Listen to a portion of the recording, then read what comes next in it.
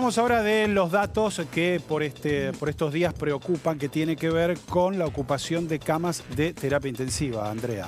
Sí, ¿por qué se habla todo el tiempo de colapso cuando hoy el mismo ministro de Salud, Ginés González García, dijo no estamos cerca del colapso? A ver, ¿cuál es hoy el nivel de ocupación? Todos los días es importante recordarles este dato. ¿Cuántas camas de terapia intensiva están ocupando a nivel país pacientes de coronavirus, pacientes con coronavirus, los pacientes críticos? 393. Ayer teníamos 397. ¿Es un número que está en crecimiento? Sí, es un número que está en crecimiento. ¿Pero qué implica este porcentaje? Es el 3,4% de la totalidad de camas. 11.500 camas de terapia intensiva tiene hoy Argentina.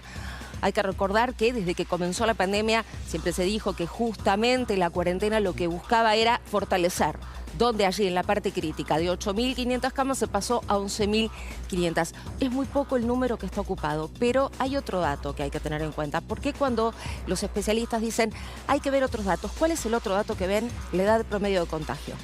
Hoy la edad promedio de contagio es de 36 años.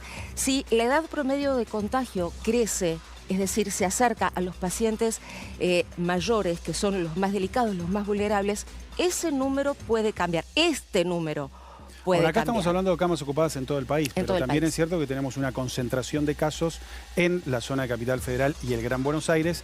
Bueno, y lo mismo sucede, por ejemplo, en la provincia del Chaco, exactamente en Resistencia, ¿no? A nivel país, hay que recordarlo, el 50% de las camas de terapia intensiva están ocupadas, porque no son solamente los pacientes con coronavirus los que ocupan las camas críticas. Hay otras patologías, se abrieron las cirugías que estaban postergadas, hay muchas otras cuestiones. Y llegó el invierno. El invierno también genera enfermedades respiratorias, cuadros respiratorios que necesitan esa atención. Bueno, en ambas 60-65%, pero hoy habló precisamente el ministro de Salud de la ciudad, Fernán Quirós, hablando de cómo está la ciudad, que tiene números, por cierto, un poco diferentes a lo que es provincia. A ver.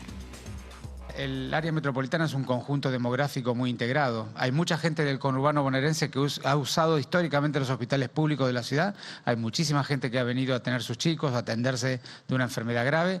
Y nosotros en nuestra planificación de la ciudad siempre hemos considerado una proporción de la necesidad de nuestras camas para atender ciudadanos bonaerenses. De manera que esa interacción es permanente entre ambas jurisdicciones. Y las camas, siempre dijimos, nosotros tenemos 400 camas de terapia intensiva.